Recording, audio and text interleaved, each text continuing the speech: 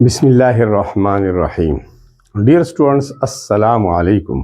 I am Sayyid Naseeb Zada and you are watching my YouTube channel.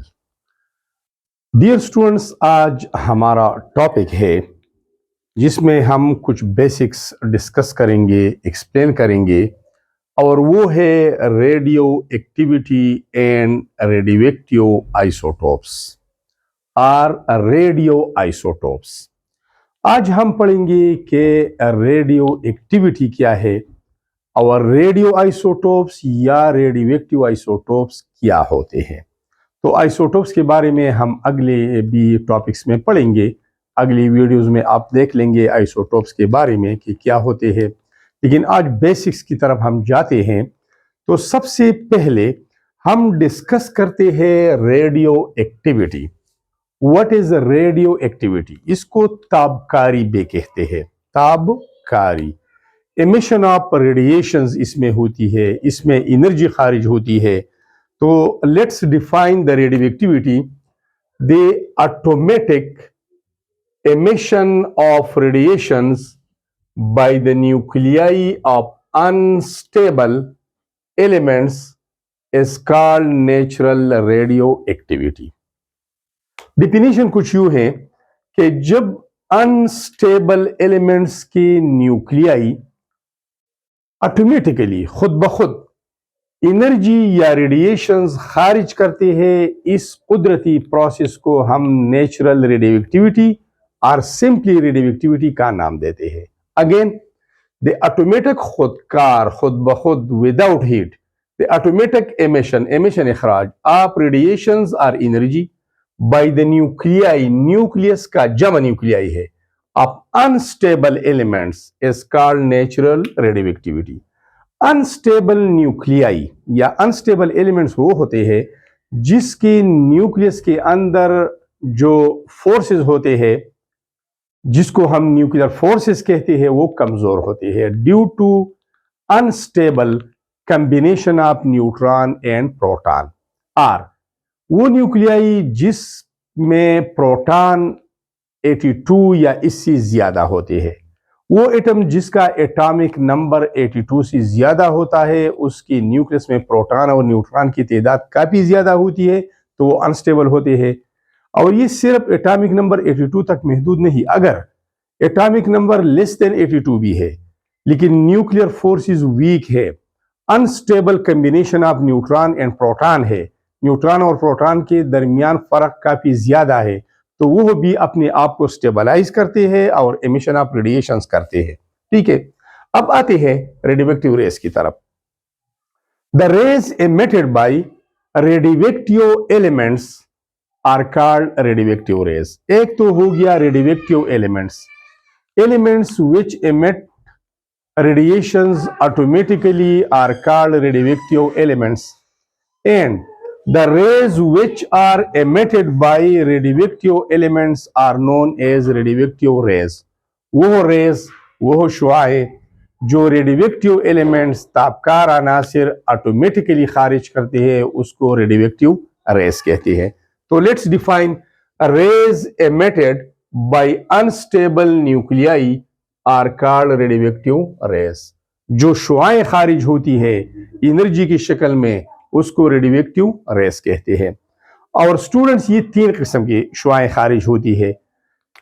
एक का नाम है अल्फा रेज, जिसको हम सिंबल अल्फा से जाहिर करते हैं, एक को कहते हैं बीटा रेज और तीसरी को कहते हैं गामा रेज।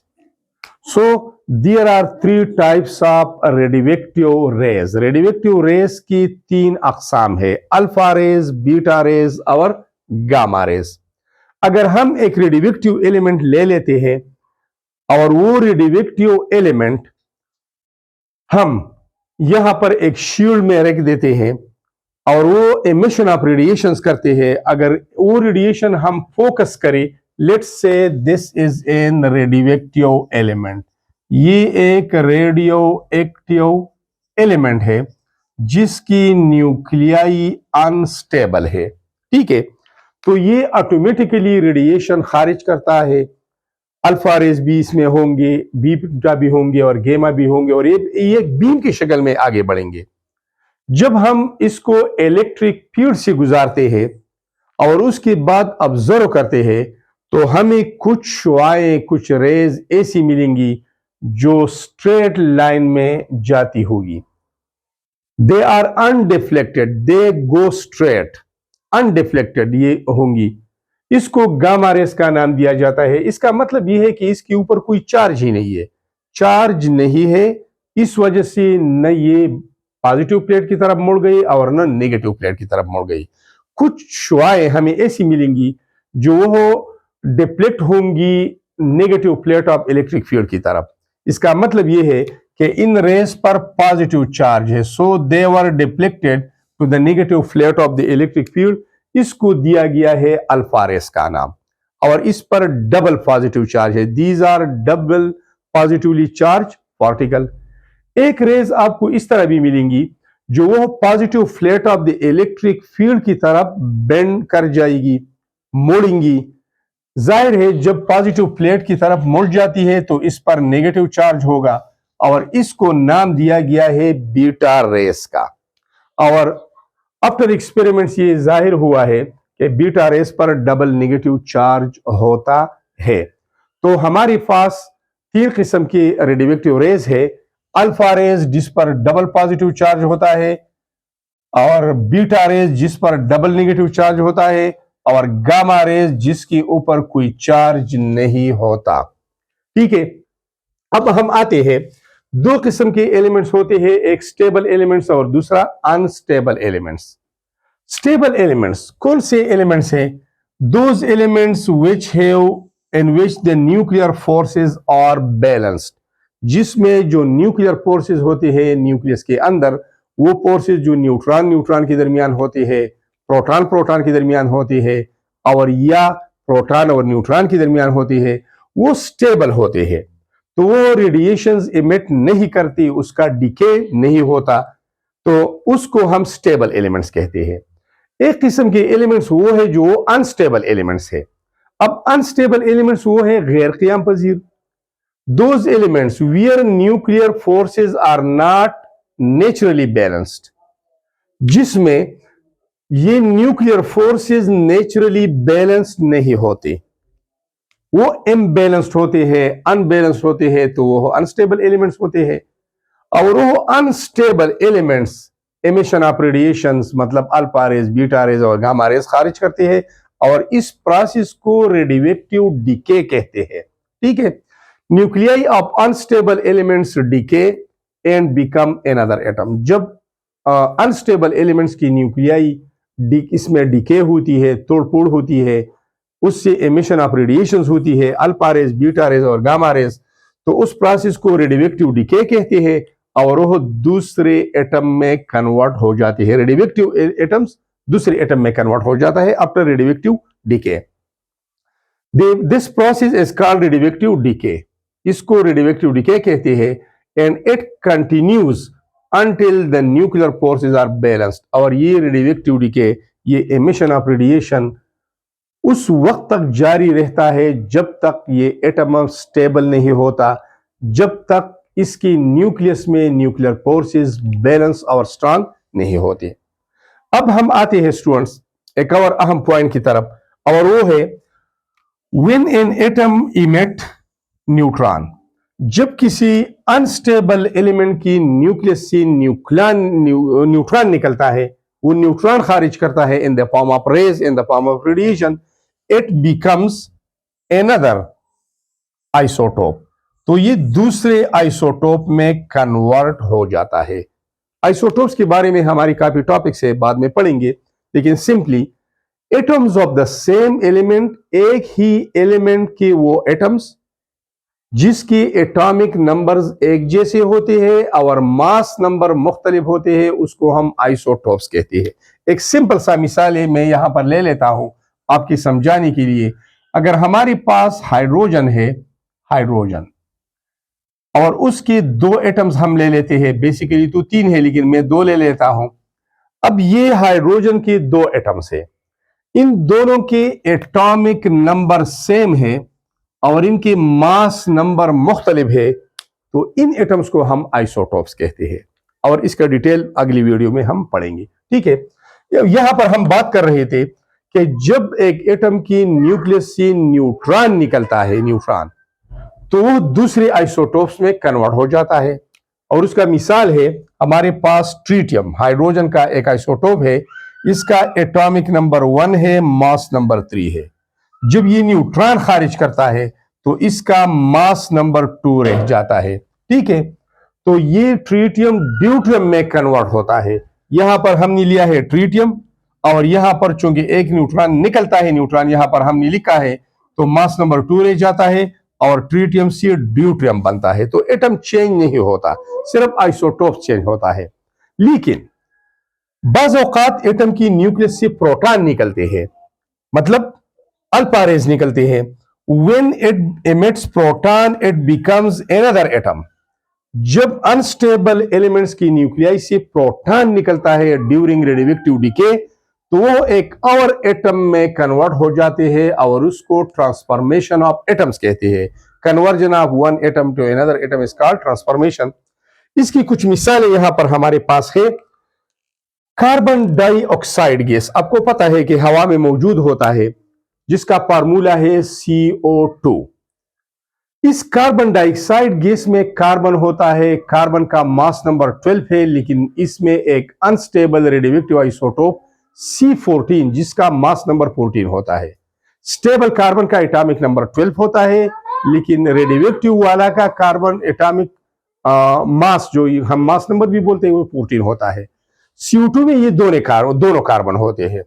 जब दोनों कार्बन होते हैं तो उसमें रेडियोएक्टिव भी होता है और स्टेबल भी होता है। अब ये कार्बन का एक आइसोटोप है, इसका एटॉमिक नंबर 6 है और मास नंबर 14 है। ये रेडियोएक्टिव है, ये स्टेबल नहीं है, 12 वाला स्टेबल होता है। जब रेडियोएक्टिव डिके ये करता है तो इसके न्यूक्लियस से प्रोटॉन निकलते हैं। ये दोनों का कॉम्बिनेशन होता है। CO2 में कार्बन 14 भी होता है और कार्बन 12 भी होता है। During radioactive decay this carbon 14 is converted into nitrogen 14। Nitrogen का मास नंबर 14 है, एटॉमिक नंबर 7 है। जब ये प्रोटॉन खारिज करता है तो वो प्रोटॉन नाइट्रोजन दूसरा आइसोटोप गेन करता है, और जब मास नंबर 6 से 7 हो जाता है तो एटॉमिक नंबर चेंज होने से एटम चेंज होता है। क्योंकि हमने पिछली वीडियो में कहा था कि atomic number is the identity of an element. दो एलिमेंट्स, दो एटम्स का एक ही एटॉमिक नंबर नहीं हो सकता। तो एक कार्बन प्रोटॉन रेडिएट करता है और दूसरा कार्बन उसे गेन करता है। जब दूसरा उसे गेन करता है तो एटॉमिक नंबर 6 से 7 तक चला जाता है, और 7 एटॉमिक नंबर न्यूट्रॉन का होता है। तो कार्बन 14 नाइट्रोजन 14 में कन्वर्ट होता है। इसको ट्रांसफॉर्मेशन ऑफ एटम्स कहते हैं। अब हमारे पास एक और एग्जांपल है यूरेनियम, जिसका मास नंबर 238 है। After radioactive decay, after losing proton, इसमें प्रोटॉन 200, इसमें प्रोटॉन की लूज करने के बाद इसका एटॉमिक मास या मास नंबर 206 पे आ जाता है, तो इससे लेड बनता है।